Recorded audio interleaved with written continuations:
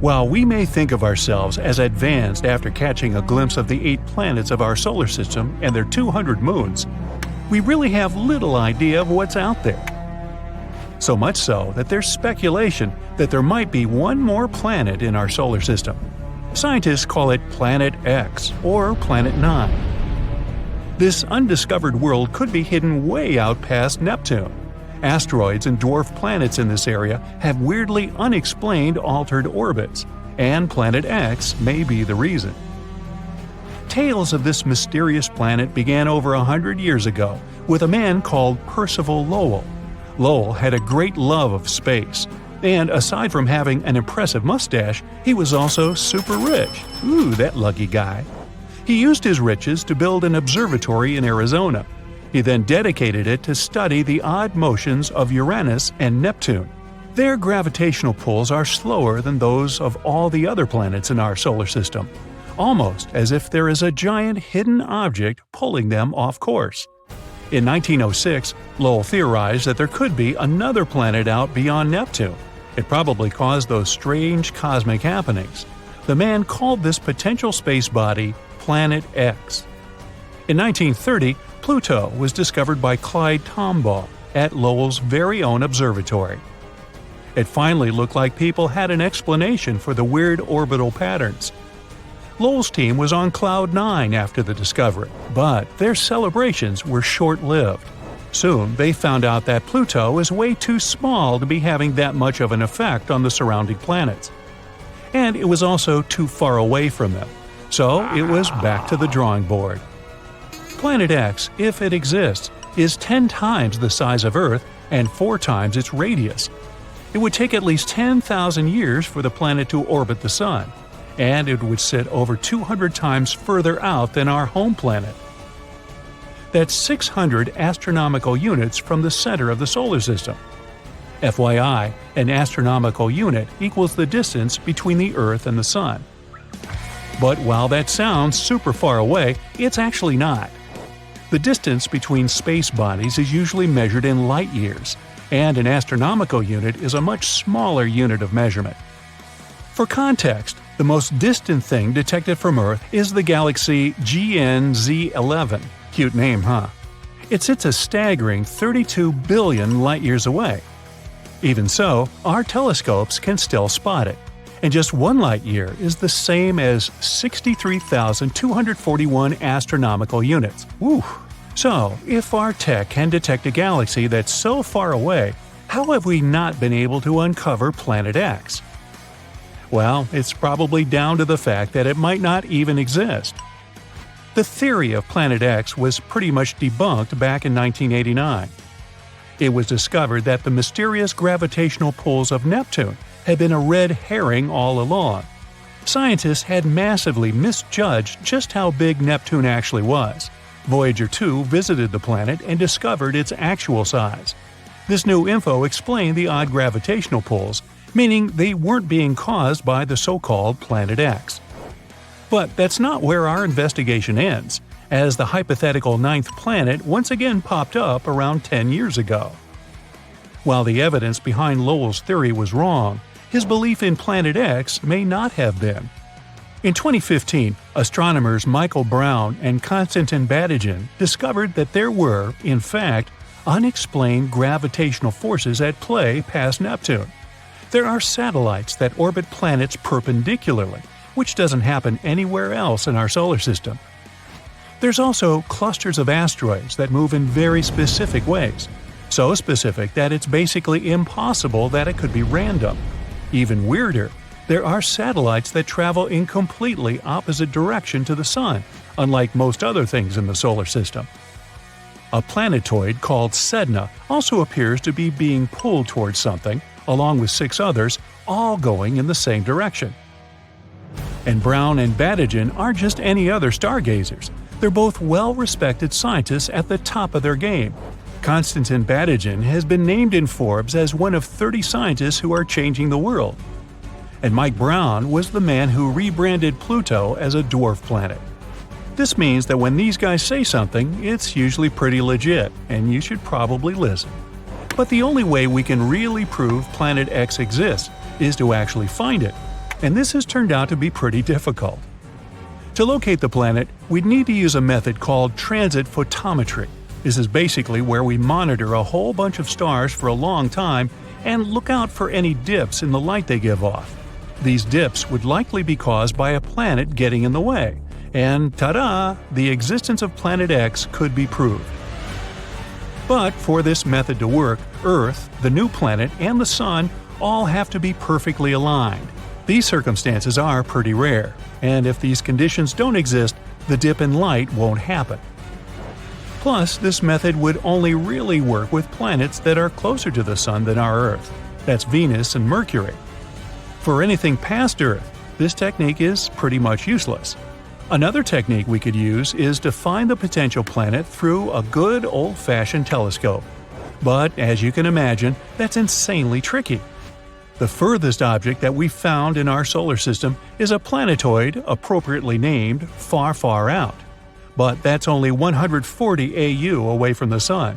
That's only like a quarter of the way to Planet X. We can only see an object because of its brightness. The Sun is very visible to us because it emits huge amounts of light. And we can see the Moon because it reflects the Sun's light. Technically, the Moon has no right to appear brighter than everything else in the night sky. It only seems brighter because we're closer to it. The farther away an object is, the less bright it appears to us. The major issue with seeing the theoretical Planet X is that all objects in our solar system get their light from the Sun. They reflect sunlight, and that's why we can see them. Given how far away from the Sun Planet X might be, it makes it nearly impossible to see. And because of its really dim light, to view it, we would require perfect weather conditions as well as an extremely strong telescope. But Brown and Badigeon have found the perfect one. The Subaru telescope is located at the top of a dormant volcano in Hawaii. It's huge and is capable of capturing even the weakest light from distant space objects. The issue that we need to figure out is where to point it. Without knowing where Planet X actually is, this basically turns things into a giant guessing game. There are also only around 3 nights every year when the conditions are clear enough to see the hypothetical Planet X. It's difficult, but not impossible. And still, most astronomers have called it a day and agreed that Planet X doesn't exist, stating that it's just a common myth. The most widespread explanation for the weird gravitational pulls is that there's a tiny black hole in our solar system. It's pulling the planets toward us. But don't worry, they say it's not big enough to actually munch on a planet. So Earth is all good, for now. The issue with the black hole theory is that, once again, it's almost impossible for us to track the thing down. While its mass could be as great as that of Planet X, the hole itself would be squished down to the size of an orange. Telescopes wouldn't be of any use. To find it, people would have to look for the gamma rays sent off by objects as they fall into the black hole. Another way we could find it is to release hundreds of tiny spacecraft. They would pass close enough to the hypothetical hole, and when they got pulled toward it, we could probably detect it. But don't count out Brown and Badigeon's theory. It's still being documented by NASA. And until we find unmistakable evidence to prove any theories, Planet X might still be out there. Dark, mysterious, cold space. Comets, asteroids, planets, stars, and something that's lurking over there, far beyond Pluto. Yup, this could be the 9th planet of our solar system, the one people have been wondering about for centuries. IRAS, which stands for the Infrared Astronomical Satellite, collected interesting data back in 1983. It could be proof that Planet 9 is hiding there. No one knows if it really exists, but this discovery helped to build a model to understand this potential planet better. And in 2016, scientists found out that some small space objects in the Kuiper Belt were orbiting a bit oddly. The Kuiper Belt is the outer area of our solar system. It's a ring in the shape of a donut, filled with leftovers from the times when our solar system was forming. You can find this donut beyond Neptune. The objects in that region of space have weird orbits, almost as if a big body with strong gravity is pushing them away. Knock knock, Planet 9 again. The theory says it might be 5 to 10 times the mass of our own planet and up to 20 times further away than Neptune. The astronomical unit equals the distance between our planet and the Sun. Pluto is approximately 40 astronomical units from the Sun, but Planet 9, if it exists, is 400 to 800 astronomical units away. It would take 10,000 to 20,000 Earth years for this mysterious planet to make a single circle around the Sun. This makes it harder for us to catch this space body. There's a theory Planet 9 may have formed between the orbits of Jupiter and Neptune, similar to the rest of the gas giants in our solar system. The gravitational force of one of the two huge planets probably kicked it out of its orbit. Oh no. Then Planet 9 could get ejected further away from the 8 planets we know about. It ended up as some sort of icy waves, quite small at the beginning. But as time went by, Planet 9 has cleared its orbit of frozen pieces of rock and dust and finally formed into a real planet. Another theory says that this could be a planet another star lost on its way while it was passing near our solar system. In any case, Planet 9 probably doesn't reflect that much sunlight since it's so far away, and astronomers aren't sure where exactly they should look for it. Space is dark, mysterious, endless, obviously. But if we do find Planet 9, it will be the first solid proof there are more planets in our solar system than we thought. Moving on to an interesting exoplanet, located only 90 light-years away from us. An exoplanet is generally a planet located outside our solar system. This one has an atmosphere with water clouds. 1 year there lasts 24 Earth days, and the planet travels around a red dwarf star, which is way dimmer and smaller than our Sun. That's why, even though the planet is 8 times closer to its star than we are to our Sun, the temperature there is similar to that on our planet. This exoplanet has a size similar to Neptune. It's also less dense, which means it's mostly made of gas, unlike Earth, which is made of rock. The average temperatures there is 140 degrees, which makes it one of the coolest small exoplanets we've ever discovered. And the cooler the exoplanet is, the bigger the chance we'll find clouds in its atmosphere. Researchers have discovered more than 4,000 exoplanets, but all of them have been found within the Milky Way, at least until now. For the first time, astronomers may have spotted a planet outside our galaxy. They called it M51 ULS-1. The planet is located in the Whirlpool Galaxy, a distant spiral galaxy 28 million light-years away from us. There was once a huge but pretty young star that got stuck in a gravitational dance with something that could be a dense neutron star, the collapsed core of a giant star, or a black hole. The star's dance partner had incredibly strong gravity. It was feeding on the star, greedily ripping away its plasma. Then something unusual happened. An unknown, maybe even Saturn-sized object passed by and blocked this confrontation from our solar system. Now no one can see what is going on. But this could potentially be the farthest planet we've ever discovered. There's a newly discovered planet outside our solar system. As large as Jupiter, it orbits 2 stars, and as we can observe it from our planet, it crosses in front of them both. The full circle around these 2 stars, which means 1 year, takes approximately 200 Earth days. On the day of the discovery of the previous planet, scientists also found it had an unusual companion. It's an extra-hot Jupiter with an ultra-tight orbit around its star. The year there lasts only 1.9 Earth days. This planet has a weirdly shaped orbit. Also, it travels in the opposite direction from the rotation of its star. If you could travel 57 light-years away from our planet, you'd see something pink lurking in the darkness. As you get closer, it becomes bigger and more fascinating. Yup, it's a magenta-colored planet.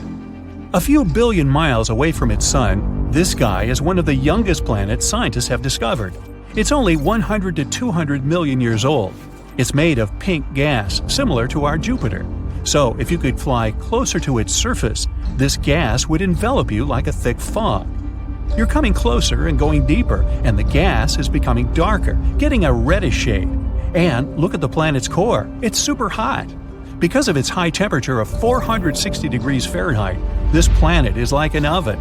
The heat is the reason the planet glows so brightly. You'll also notice the sky is hazy pink. with clouds made of droplets of frozen water, similar to ours. There's another exoplanet half as massive as Earth, which is one of the smallest planets we've ever found outside our solar system. It has a diameter of 5,600 miles. For comparison, Earth's diameter is 7,900 miles. The planet in question is mostly made of iron, similar to Mercury. Mercury has a massive iron core and a very thin crust, which makes it an oddball in our solar system. At its early stages, it collided with some space body at least once. That collision pulled its outer layers away, which is why only the firm iron core remained. Maybe this exoplanet participated in a huge space crash too. That's what probably took away the planet's mantle and left mostly its iron core. Or maybe this is just a remnant of a gaseous planet that used to be the size of Neptune. The atmosphere of the planet could be blown away by, let's say, a huge amount of radiation coming from the star. This planet is only 31 light-years away from us, and the day there is less than 8 Earth hours long. The planet is only a little bit bigger than Mars. People aren't likely to ever settle in that place because of its extreme temperatures that go up to 2,700 degrees Fahrenheit. There might even be molten lava on the side of the planet that faces its star. Such temperatures are high enough to evaporate any atmosphere, so this planet might have had one in the past. Generally, gas giants like Jupiter can't support life because they have extreme weather conditions, temperature, and pressure, and there are no building blocks that might create life. But smaller terrestrial planets, such as, Earth, have more key ingredients like oxygen and liquid water. Plus, they have more temperate weather and other conditions. And still, not all of such planets support life, of course. It's not easy to find a planet with similar conditions as the ones we have on Earth, or at least the conditions that would allow life to develop there. But meet Kepler 22b, one of our most promising findings. It's 600 light-years away from us, twice bigger than our planet, and with temperatures of about 72 degrees Fahrenheit. This is a so-called super-Earth. It's a category of planets unlike any we have in the solar system. They're more massive than Earth, but still lighter than ice giants such as Uranus or Neptune. Super-Earths can consist of rock, gas, or a mixture of these two. Kepler 22b is within the habitable zone of its parent star, which is less bright than our Sun. The planet probably has a rocky core. It may have an ocean, but it doesn't host any life. At least, we don't know about it yet. Did you know that humans are real space people? You were born in space. Heck, even I was born in space. We were all born in space. But for humans to be here on Earth, so many conditions have to be precisely correct that it's highly improbable that we even exist. But we do. First, we, and any other space creatures who might be out there, have to live on a planet orbiting a yellowish-white star, not a red star or a blue star. Not a blue star, because they burn out too quickly. In a few million years, there wouldn't be time for evolution to do its relatively slow magic and produce intelligent beings. Blue stars also tend to swell up and turn red. When they collapse and explode, it makes it highly unlikely that any civilization could prosper near a blue star. Red stars, which are by far the most numerous kind of stars, don't seem like good prospects for intelligent civilizations to orbit around either. Red stars are so cold and so dim that a planet that could grow a civilization must orbit very closely to the red star, which would expose the planet to intense deadly X-ray radiation. So, though red stars are the most numerous and appear to have many planets orbiting them, red stars are a no-go for hosting intelligent, civilized life like our own. That leaves the yellowish stars, about 10% of all stars. However, an important fact must be met before considering the possibility of intelligent life living around a yellowish star. That fact is that the yellow star must be a third-generation star. Only third-generation stars will contain sufficient chemical diversity to sustain advanced life forms. Each time a star explodes, heavier, more complicated elements are created. The explosion expelled these elements and eventually found their way into a nebula. Gravity within the nebula will gradually form the next generation of stars, and so on. Our bodies need calcium for our skeletons and teeth. Our brains need zinc to help create the electrochemical signals that make us move, feel, and think. Our blood needs iron. Therefore, our bodies need to have formed around a third-generation star, and a yellow one. Amazingly, Earth has all the different elements in the universe, all 94 naturally occurring ones, from hydrogen to plutonium. Maybe that's why we're here. And we have to thank our third-generation yellow dwarf sun for that. Why yellow? Because yellow stars burn very steadily by nuclear fusion without significantly changing brightness over billions of years. If our sun became just 6% brighter or dimmer, Earth would become too hot or too cold to sustain civilized life.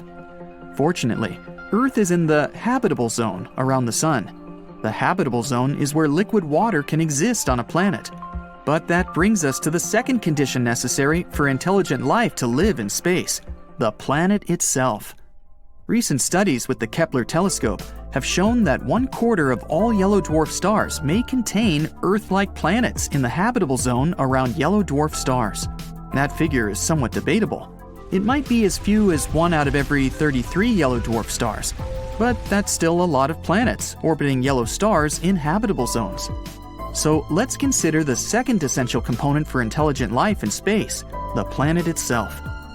The planet that would bear intelligent civilization must have many particular characteristics that aren't easy to come by individually, and even more rare to find in combination. Most importantly, the planet must have protection against the star it's orbiting. Because stars shine by nuclear fusion in their cores, gas in the outer shell of the sun, called the corona, gets blown off into space in what's called the solar wind. Our United States satellites take constant readings of the force of the solar wind, which is mainly electrified, ionized, hydrogen nuclei, along with a smattering of atomic nuclei from the many other elements found in the sun. It's not the atmosphere that protects Earth, it's the magnetosphere that stops or deflects the dangerous solar wind, causing aurorae when the solar wind is attracted to Earth's magnetic poles and electrifies the air of the upper atmosphere like a fluorescent bulb. Without a magnetosphere surrounding it, any planet, even those in habitable zones, would be toasted by a constant rain of ionized hydrogen nuclei from its star. A planet with life on it must have a magnetosphere strong enough to deflect the solar wind. Not every planet in our solar system has a magnetosphere. The gas giant planets, Jupiter, Saturn, Uranus, and Neptune, have magnetospheres, but gas planets cannot have civilizations. Of the solid worlds, only Earth and Mercury have magnetospheres, and Mercury is too weak to stop the solar wind because of its closeness to the Sun. Another protective shield that keeps the Earth safe from the Sun is its atmosphere. The atmosphere is about 300 miles thick, with most of it concentrated within just 10 miles of the Earth's surface. The atmosphere protects life on Earth from both the Sun's ultraviolet, UV, radiation, and X-rays. The gas, ozone, which is 3 oxygen atoms bound into a large gas molecule in the upper atmosphere, blocks most of the Sun's UV radiation from reaching the ground. The planet Mars, whose atmosphere is 1,000 times thinner than the Earth's, has no ozone, and the Sun's ultraviolet emissions have totally irradiated its surface. A planet must be able to stop the UV radiation from its star, so the specific composition of the atmosphere is critical for any planet to have an intelligent civilization. We've got it, but it is a rare and precarious mix. The planet must have some part of its surface solid to walk and work on. The planet must have a crust. It's pure science fiction to consider underwater civilizations or floating civilizations in the atmospheres of other planets. A planet's crust must have tectonic plates that move. This movement of tectonic plates creates the subduction of the crust.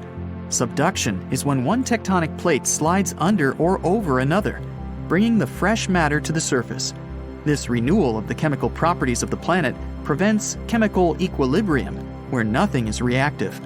Earthquakes and volcanoes also contribute to the process of geochemical renewal. That's right, earthquakes and volcanoes are good. Subduction of tectonic plates, then, is another planetary essential for life. Mars doesn't have tectonic plate activity, neither does Venus nor Mercury.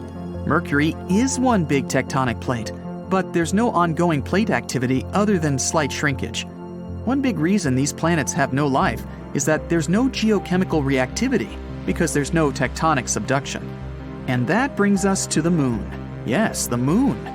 To say that the Moon keeps us alive may seem like a stretch, But the contribution of the moon to life on Earth is essential.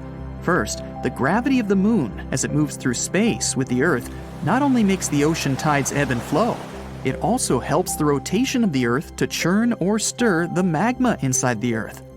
The motion of the magma inside the Earth, with its high metallic content, contributes to the creation of the Earth's magnetosphere. So, the moon keeps us safe in space by helping Earth become a geodynamo and creating our magnetism. The moon is the largest moon in the solar system compared to the size of the planet it orbits. Essentially, it's primary. Many people consider the Earth-Moon system to be a double planet, but that's another issue. Another thing the moon does that keeps life safe on Earth is to hold the Earth steady. Because the moon is gravitationally locked to the Earth, the moon acts much like a balance pole does for a tightrope walker. Therefore, the Earth doesn't wobble very much compared to other planets. This wobble is called libration. If the Earth wobbled as much as Mars or Saturn, not only would our weather become chaotic, but farming might have been impossible. These rare or unique astronomical circumstances work together to make Earth habitable for humanity. Many other factors are not astronomical, such as evolutionary, biological, and chemical factors required for life to exist on Earth. The probabilities, or improbabilities, are multiplying. Taken all together, we are very, very lucky to be here. In fact, we're so lucky that we may have hit the jackpot. Considering all the possibilities, it's doubtful that anywhere else in the universe is as fortunate as Earth. Our solar system might have some more planets up its sleeve. We know about 8 official planets, but they're not the only ones that survived the chaotic formation of our solar system 4.5 billion years ago. Astronomers say there are 3 categories of planets in our solar system. We're in the first one, the 4 rocky inner planets, Mercury, Venus, Earth, and Mars, that peacefully orbit the Sun. They're located within the main asteroid belt that separates Mars from Jupiter, which is in category number 2. That one's a group of planets in the outer solar system, the gas giants, Jupiter, Saturn, Uranus, and Neptune. These planets have huge amounts of ice and gas around what scientists believe to be their rocky cores. The third group lies beyond the area where our local planets are, somewhere further than Neptune. It's the realm where you'll find dwarf planets such as Pluto, Eris, and Sedna, and many smaller space bodies like comets. But new findings say there could be something else lurking in the dark, besides dwarf planets and tiny space bodies. Maybe even a new planet. Models scientists made say that our solar system used to have 1 or more rocky planets, the size of Mars or Earth. Over time, these rocky wanderers interacted with the wide gravity fields of our gas giants. This kicked them into a far-out orbit, away from the neighborhood. The question is, if one of those Mars-sized planets survived and could really be somewhere out there. Scientists have made simulations to see what potentially happened. These showed that in half of such cases where planets interact with the gravity of gas giants, they get ejected into interstellar space. In the remaining half, there's this one rogue planet left in an orbit similar to the ones the Kuiper Belt objects are following. There's only one thing left to do now: find it. Astronomers found the loneliest planet in the universe. They were trying to find distant brown dwarf stars, or failed stars, ones that never become massive enough to start shining. Stars are born with big masses, which means they also have strong self-gravity. The star squeezes in on itself. That causes high internal temperatures and enables the star to shine. But instead, they found a lonely wanderer, CFBD SIR 2149. The planet is between 50 and 120 million years old and has a surface temperature of 750 degrees Fahrenheit. Compared to stars, that's cold. At first, scientists thought it could be a brown dwarf star, but in that case, it would be way older. This starless planet floats around through space, passing only 130 light-years away from our planet. Our galaxy, the Milky Way, is 100,000 light-years wide, so that's relatively close. The lonely traveler is actually a gas giant, 4 to 7 times bigger than Jupiter. Maybe it was kicked out from its own solar system because of gravitational forces, or getting into another planet's orbit.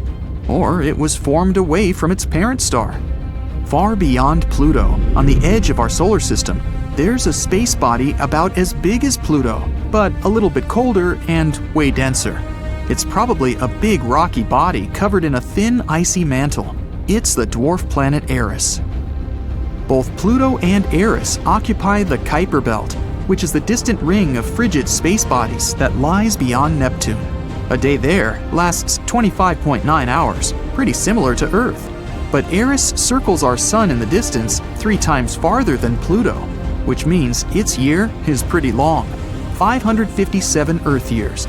Eris has a bright, icy surface. It's one of the most reflective bodies in our solar system. It bounces back more than 95% of the light that strikes it. Somewhere out there, even farther, there's a super Saturn, J1407b, much larger than Jupiter or Saturn.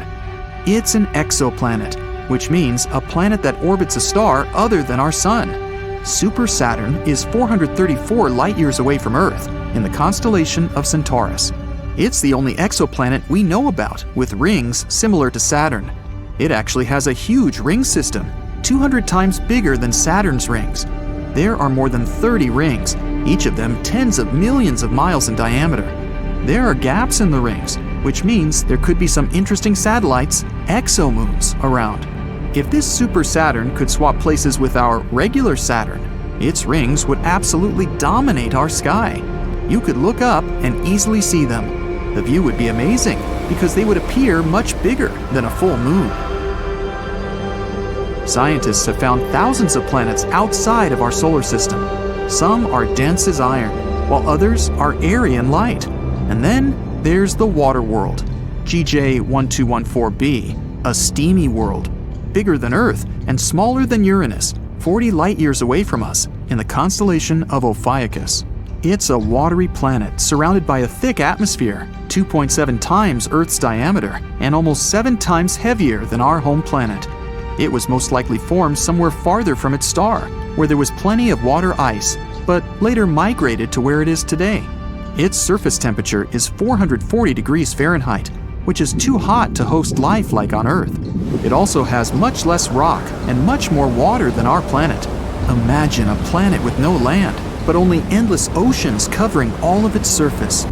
High pressures and temperatures would form things like superfluid water or hot ice, some pretty exotic materials that we can't see on our planet.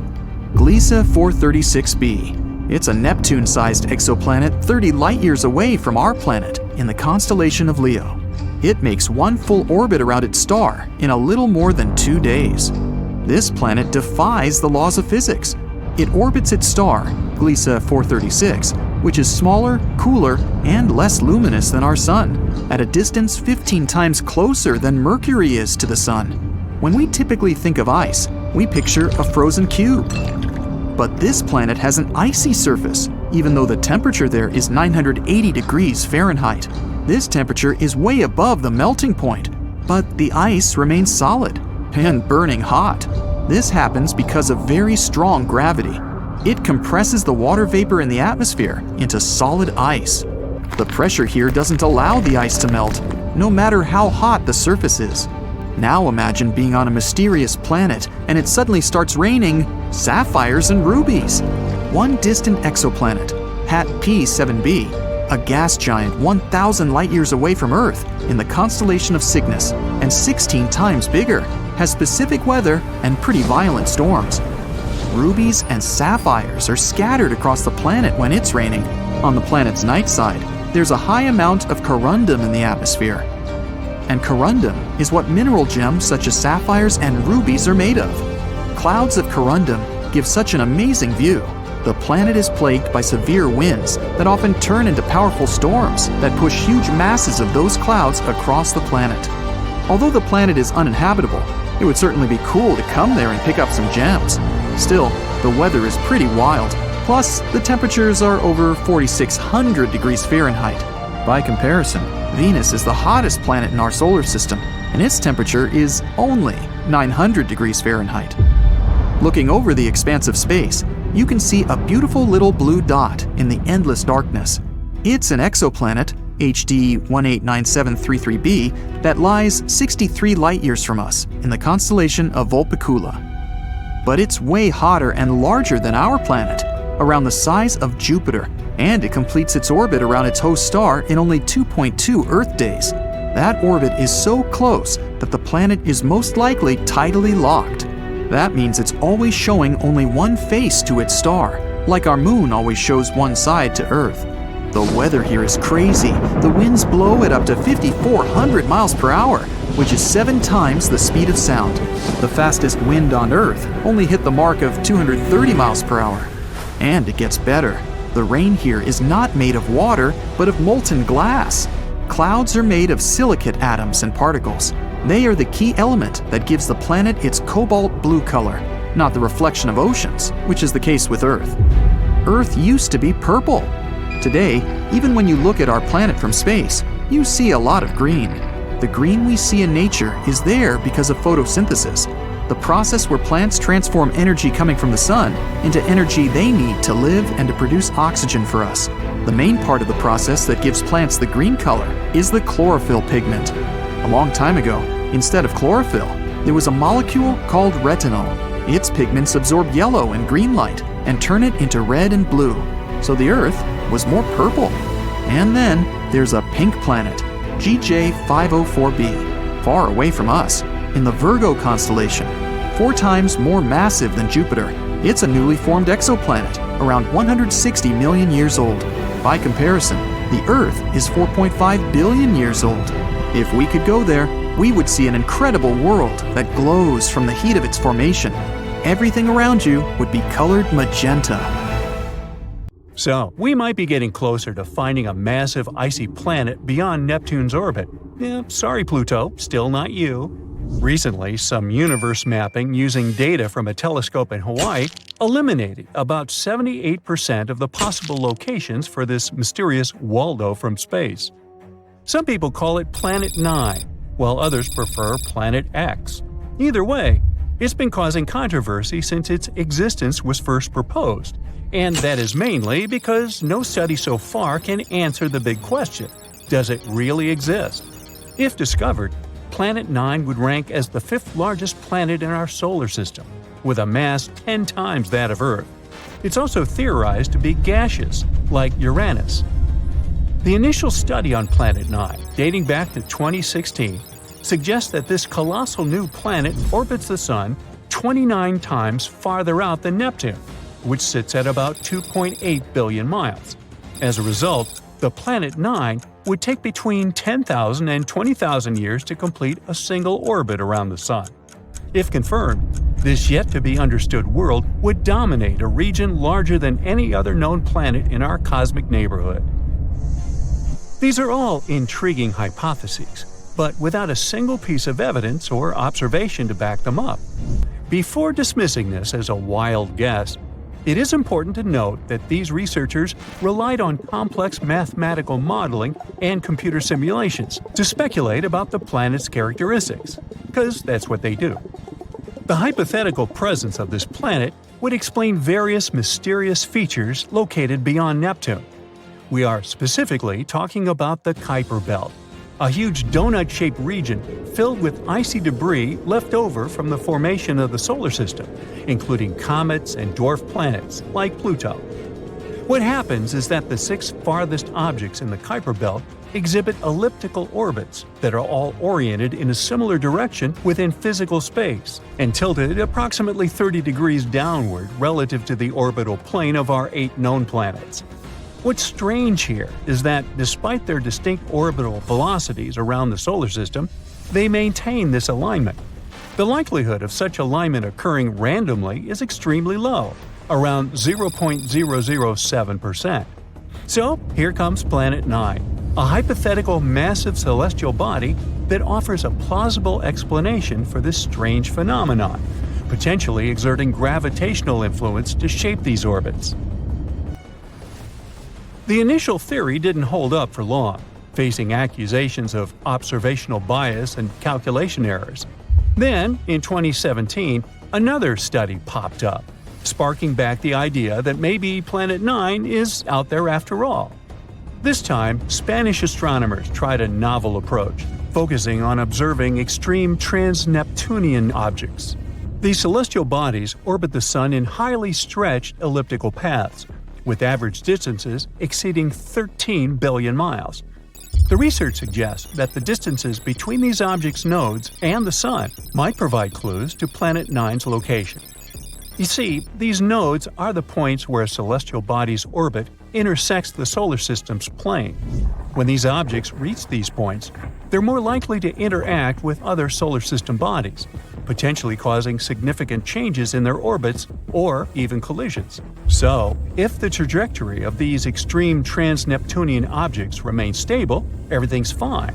But if it's not, well, that's a sign that something else, something big, is messing with their path. And that's exactly what the research found. There is something unseen out there, throwing these objects off course. And that something could be a planet, chilling at a distance between 300 to 400 times farther from the Sun than Earth. To this day, the study of the extreme trans-Neptunian objects is the strongest evidence we've got for Planet 9's existence.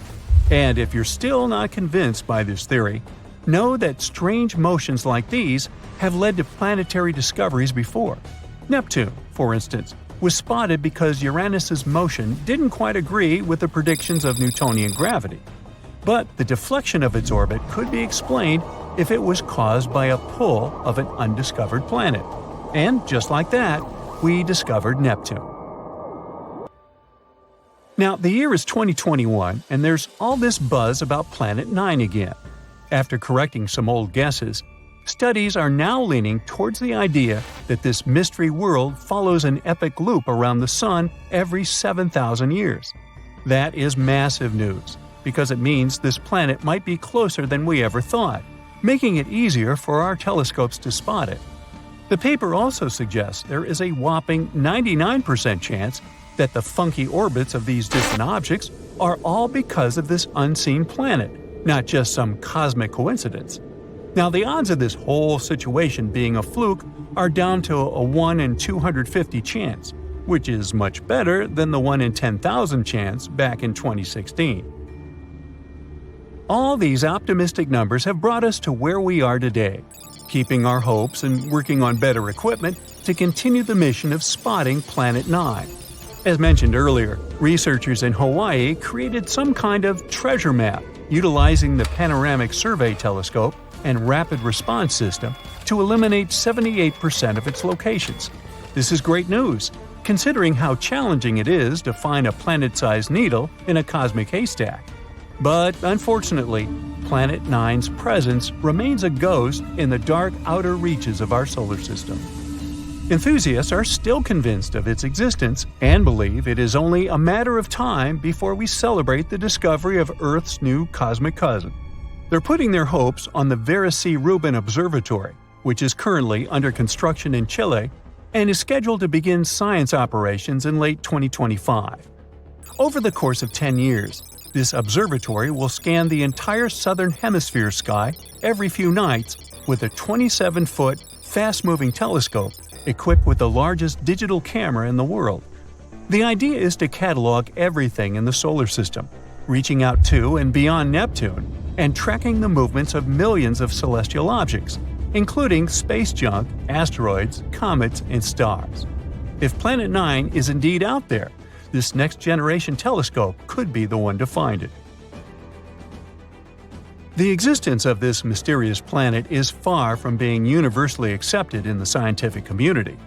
That is simply because Planet 9 isn't the only explanation for the strange phenomenon occurring beyond Neptune. One theory suggests that a group of distant objects, such as dwarf planets, comets, and moons, might be collectively influencing the orbits of the extreme trans-Neptunian objects. Others believe that a black hole is behind all this. These compressed masses are some of the densest objects in the universe, potentially capable of affecting the orbits of other masses, like how this supposed ghost Planet 9 is believed to be doing. Another bold perspective suggests that our current understanding of the laws of gravity is flawed, actually incomplete. This theory, known as modified Newtonian dynamics, proposes that these distant icy objects exhibit strange behavior not due to influence from another planet, but rather because the immense gravitational field of the Milky Way is influencing them. However, even supporters of this theory acknowledge that it is too early to draw firm conclusions, and much more extensive research is still required. While we continue our relentless hunt for Planet 9, some astronomers have taken it a step further, suggesting the existence of a hypothetical Planet 10. This world has a mass and size like that of Mars or Earth and is located on the edges of the Kuiper Belt. But the thing is, if this alleged Planet 10 is indeed as small as scientists believe, it might not have enough gravity to clear its orbit of debris. And that is pretty similar to what happens with Pluto, being one of the reasons why it got into trouble back in 2006. So yeah, it's better not to get too excited. This supposed Planet 10 might end up classified as another dwarf planet. Very recently, astronomers have found 3 potential super-Earth planets orbiting a somewhat close orange dwarf star. The term super-Earth is used to describe a planet beyond the solar system with a mass higher than that of Earth but below those of the ice giants of the solar system, Uranus and Neptune. An international team of researchers, led by Dr. Shweta Dalal from the University of Exeter, found that the exoplanets were orbiting star HD 48498, which is located around 55 light-years away from Earth. The planets travel around their star in 7, 38, and 151 Earth days, respectively. The study describing these findings appeared in the journal MinRes on the 24th of June, 2024. The coolest thing here is that the outermost exoplanet candidate orbits in the habitable zone of its host star, and the conditions there might be comfortable enough for liquid water to exist on the surface without boiling or freezing. Such habitable regions around stars are also known as the Goldilocks zone and are believed to be ideal for potentially supporting life. Another reason this discovery is so important is that the orange host star is like our Sun, but since it's an orange dwarf, it produces less radiation than our yellow dwarf star. It's also the closest planetary system to host a super-Earth in the habitable zone of a Sun-like star, which makes this discovery super exciting. It can help us move forward in our quest to locate habitable planets around solar-type stars. Who knows? Maybe this planet will be our new home one day. These potential super-Earths were detected thanks to the HARPS and Rocky Planet Search Program. Throughout a decade, the team taking part in this research has collected nearly 190 high-precision measurements using special equipment. By analyzing the spectrum of light coming from a star, astronomers can figure out whether it's moving toward us, this is known as blue shift, or away from us, that's what we call red shift. And still, to make sure their findings were correct, the team used lots of different methods and comparative analysis. Everything confirmed their conclusions. There indeed are 3 planetary candidates with minimum masses ranging from 5 to 11 times the mass of our home planet. The team also believes that the proximity of the star, together with the outermost planet's favorable orbit, can make this system a great target for future studies. Hopefully, further research will open doors for our understanding of planetary systems and the potential of life outside our solar system. Scientists have already discovered more than 5,000 exoplanets, which are planets outside the solar system, since the first such world was confirmed orbiting a Sun-like star in 1995. To find those distant planets, astronomers used different equipment, like NASA's Kepler Space Telescope, launched in 2009. Its mission was to find as many Earth-like planets dwelling in the Milky Way galaxy as possible. But it's not the only instrument used for searching exoplanets. Anyway, now let's look at the most exciting and promising of these worlds. Gliese 667 cc is a mere 22 light-years from Earth. But even though it seems close, it's still around 129 trillion miles away from us. The planet itself is around 3.8 times as massive as Earth and completes one orbit around its host star within 28 days. In other words, a year on that Earth-like planet is 13 times shorter than a year on our planet. Luckily, the star is a cool red dwarf, so the exoplanet most likely lies in its habitable zone. But there's still a chance that this world might be regularly baked by the flares coming from its parent star. which is not cool on many different levels. Kepler-22b is way further away than the previous world, more than 600 light-years away from our planet. It was the very first Kepler planet found in the habitable zone of its star. This world is larger than Earth. It's about 2.4 times our planet size. Sadly, we still don't know whether this planet is rocky, liquid, or gaseous. The orbit of Kepler-22b is similar to Earth's. It takes the planet 290 days to orbit its G-class star, which is kind of like our Sun. But this star is smaller and colder than ours. Another Kepler planet, this time it's Kepler-69c. It lies a whopping 2,700 light-years away from us. This world is also almost 70% larger than Earth. Researchers know nothing about its composition, but they found out that the planet needs 240 days to complete one orbit.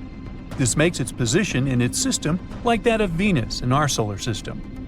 At the same time, this world might be more habitable than Venus since its host star is a bit less luminous, 80% of our Sun. TOI 733b is a recently discovered world. It was found in 2023. It's out there, 245 light-years away from Earth, and needs just 4.9 Earth days to complete an orbit around its star. But the coolest thing about this planet is that it might have a massive ocean. According to scientists, the planet is likely to be completely covered with water. Does that mean there could be life on this super-Earth? Time will tell. GJ 1214b is located 48 light-years from Earth. This planet is a super-Earth, almost 3 times bigger in diameter and 8 times heavier than our home. It orbits around its red dwarf star faster than you can binge-watch your favorite series, finishing a complete loop every 38 hours. But it's not just the planet's size or orbit that's out of this world. It's pretty hot out there, with mind-melting 450 degrees Fahrenheit.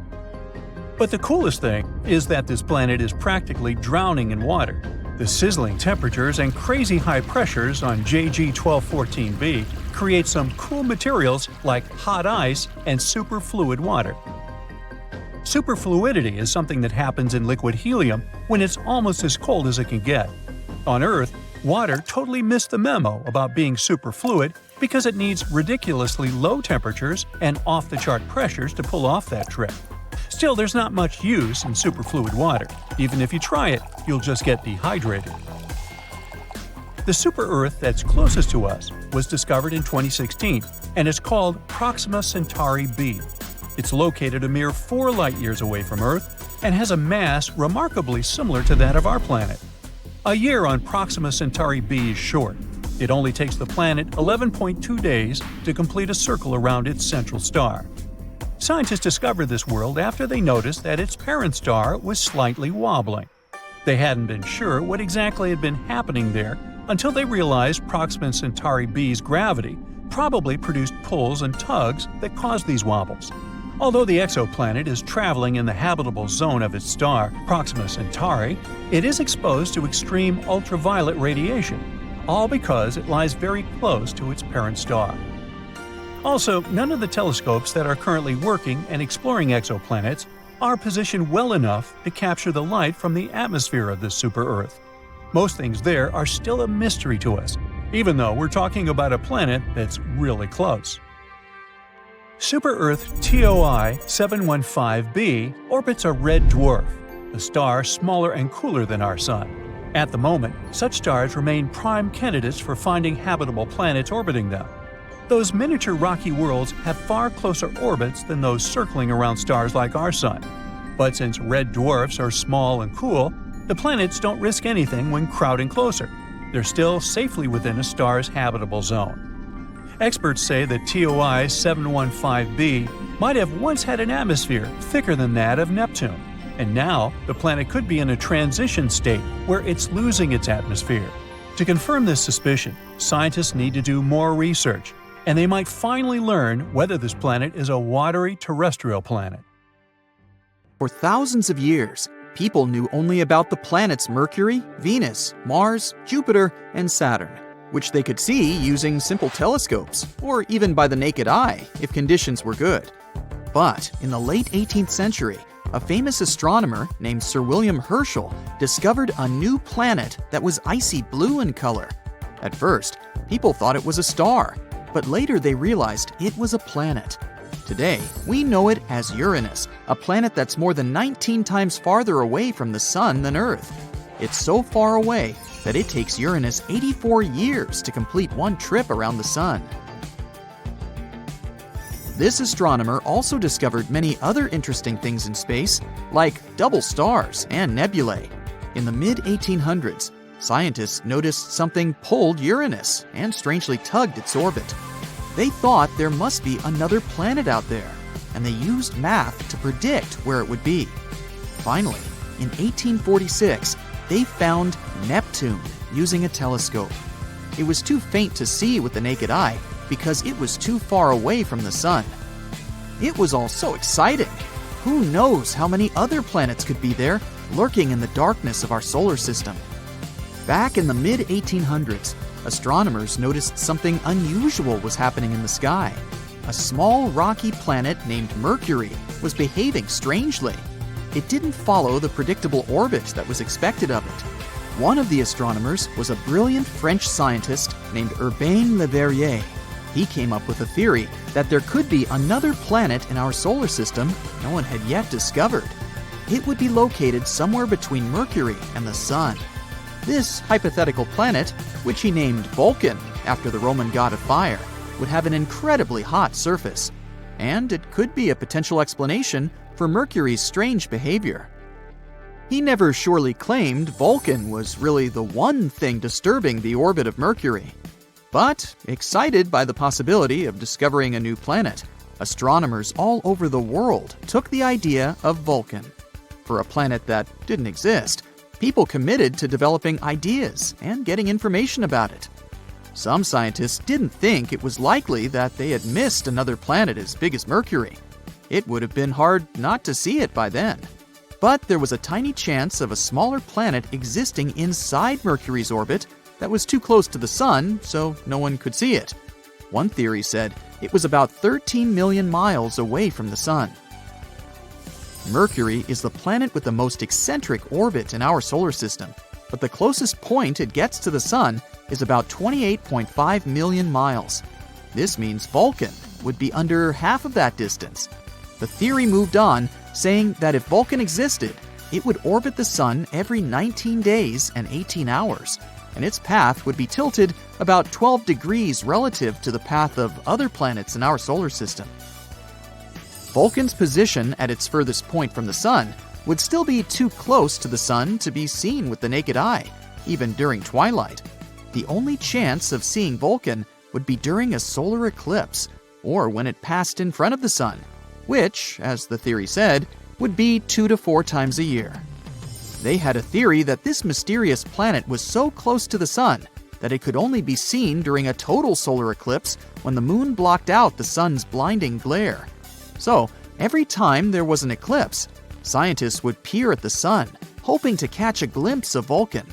They were trying really hard, but no matter what, they couldn't find this mysterious planet. Some astronomers claimed to have spotted it during eclipses, but no one could ever confirm or find evidence for that. The theory of Vulcan was left waiting for some better times. Einstein had a different idea. You know about his theory of general relativity, right? That's where he claimed gravity wasn't some sort of natural force, but a result of space-time curved because of the presence of giant space objects, like planets and stars. Planets circle around the Sun in their usual orbit because space-time is curved. That means the planets are kind of falling towards the central star of our solar system. And Einstein tried to explain Mercury's unusual orbit using his own theory of relativity. Unlike the other planets in our solar system, Mercury's orbit wasn't that circular. Instead, it seemed to wobble slightly, as if there was an invisible force pulling it away. Einstein said this could be happening because the massive gravity of our Sun was actually curving the fabric of space-time around it. He claimed it's possible this changed Mercury's orbit a little bit. It took the scientific community a while to test this theory, but it eventually seemed like the most plausible explanation. Even though Einstein's theory gave us a more elegant explanation for Mercury's strange orbit, some scientists were still holding out hope for Vulcan. It was especially hard to let go of the idea of Vulcan because Mercury is also the planet that's really hard to see from where we're standing. But later, more and more scientists started accepting Einstein's theory above their imagination, and they would observe a total solar eclipse specifically to test Einstein's theory of relativity, not because of Vulcan.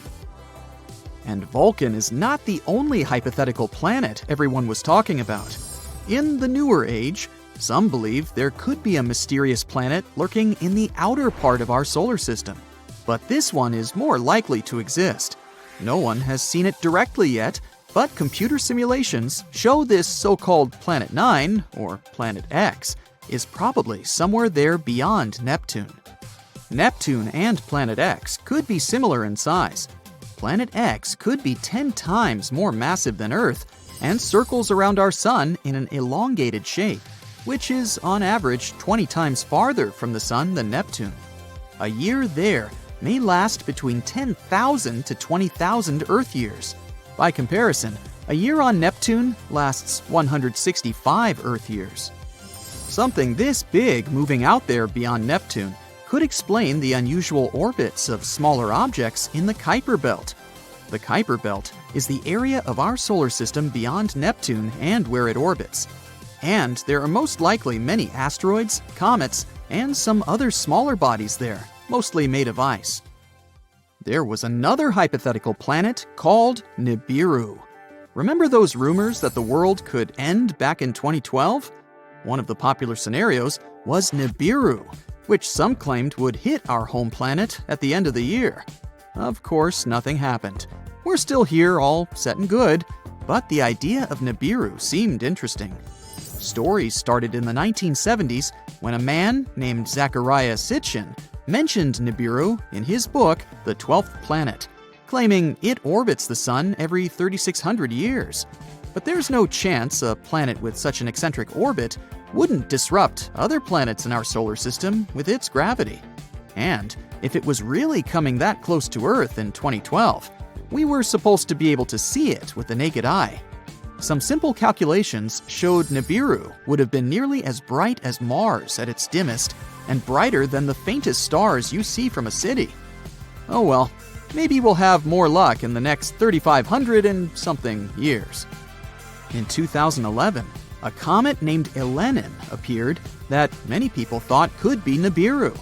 But when you're looking at comets and planets through a telescope, you see they appear differently.